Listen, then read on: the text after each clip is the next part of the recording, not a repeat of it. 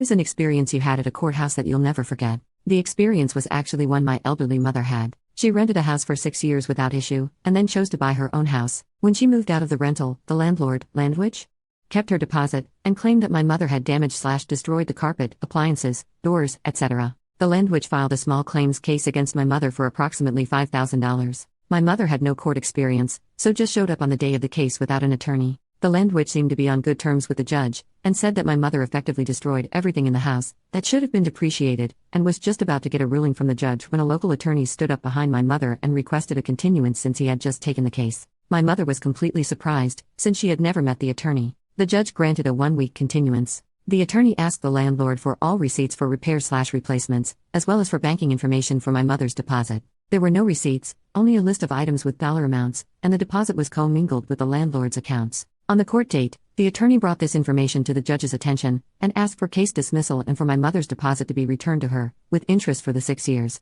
Granted. When my mother asked him what she owed him, he said, nothing, he was there for another case, and she looked like she could use a little help. A true gentleman.